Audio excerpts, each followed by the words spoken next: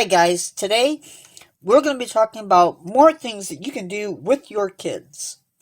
Again, all of these ideas are nature-based or science-based. Go figure. So, I want to start off by actually doing this backwards than what I have it.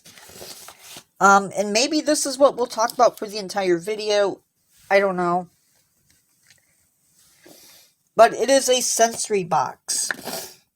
And your sensory box is going to look, if you decide to do one, is going to look way different than mine.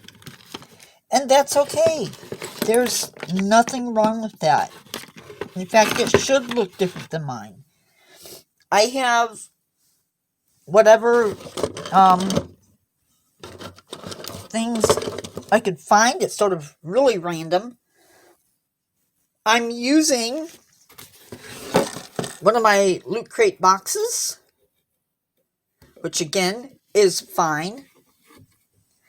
But in it, I have stuff that I've collected either from the wild or that I bought.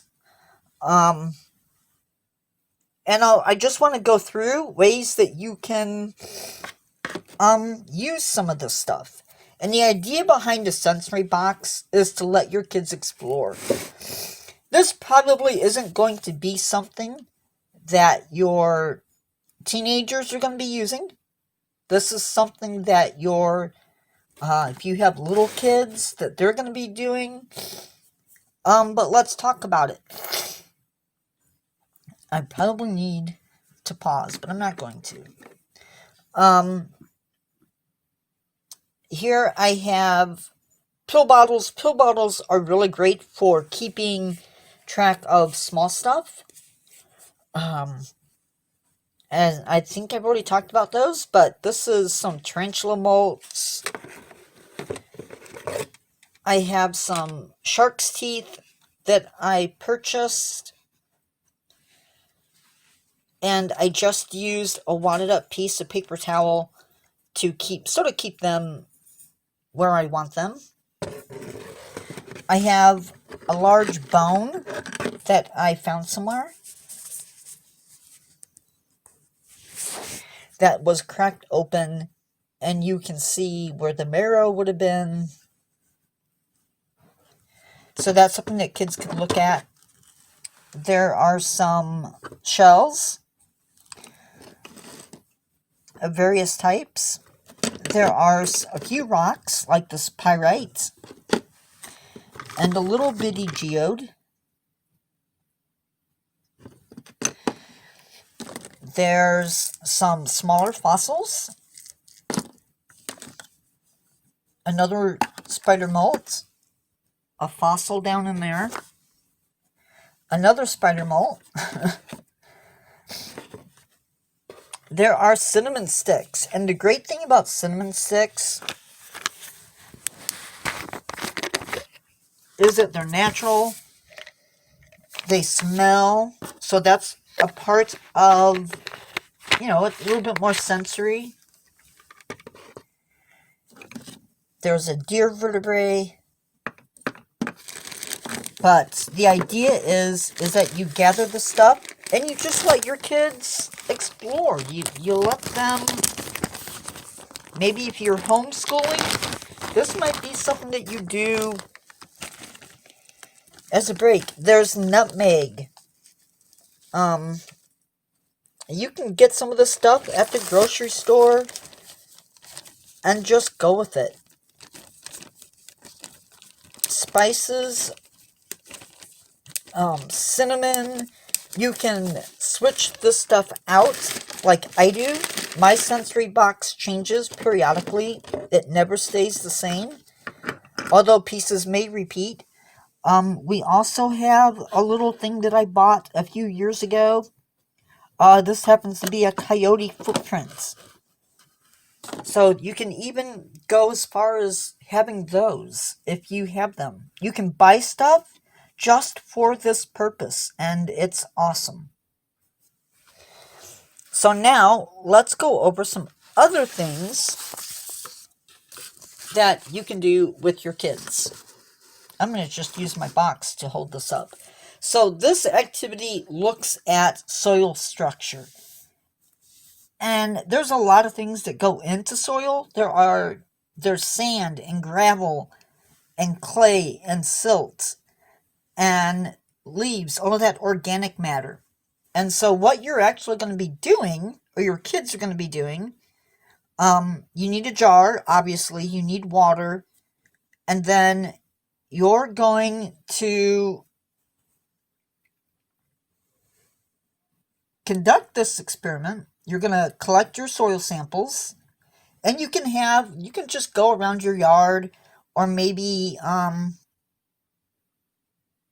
a neighbor's yard, if you have different types of soils, maybe grandma's house, I don't know, wherever, and you're going to take that sample, you're going to fill your jar, and again, this is a great way to reuse items.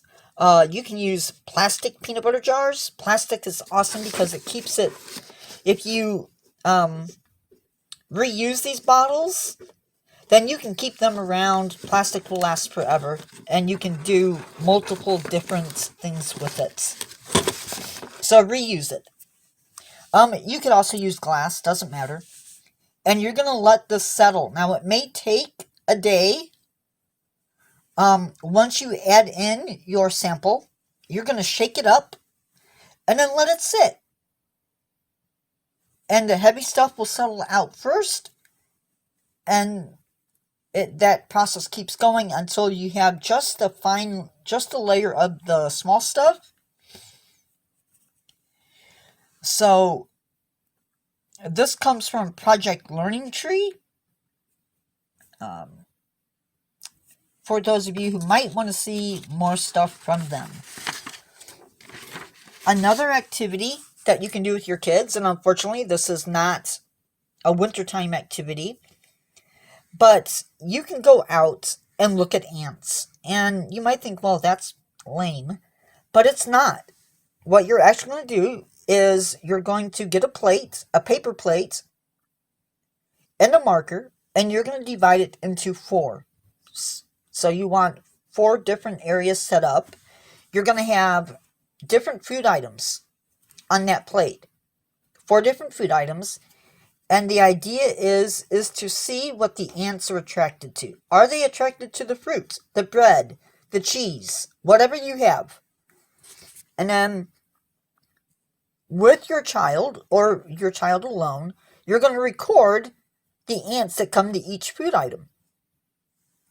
And that's going to help with counting. It's going to help with data collection. You can have your child come up with a hypothesis. A hypothesis is an educated guess as to what foods the ants might be attracted to. You may talk about, with younger kids, you may draw a picture of an ant that she saw or he saw.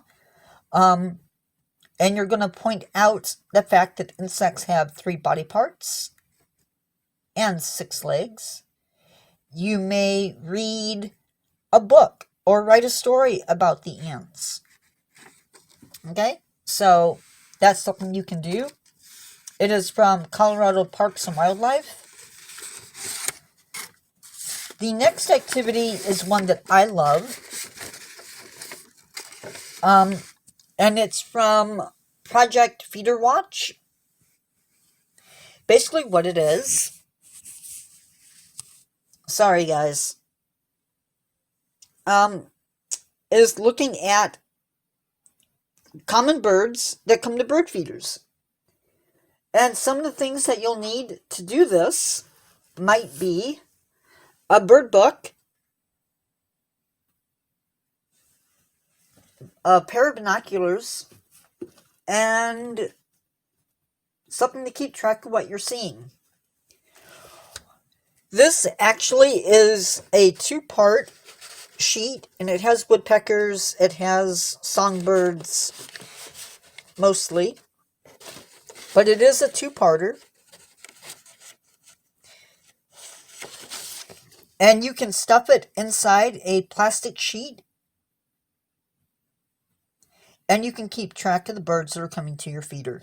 So you'll also need a bird feeder in order to do this.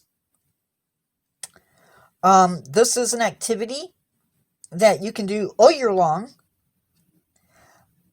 If you decide that you want to participate in this for real, it does cost $18, or any donation of any amount. If you live in Canada, and you can sign up online or by calling. You get instructions and information. You get a poster. Yeah, and you actually, this is actual real science, because you're going to send your data to scientists. You can read more about it at their website, but incredibly awesome it is to participate in actual science. So that is something. Another thing that you can do is a backyard scavenger hunt. You can use this that came from heyletsmakestuff.com. It was free. You can either use one of theirs, which is, again, amazing, or you can make up your own, send your kids out, let them explore, have fun with it, get them outside the house. This is something you could even do on a fairly warm winter day. Yeah. So that is the video. I hope you gained something from this video. Leave a comment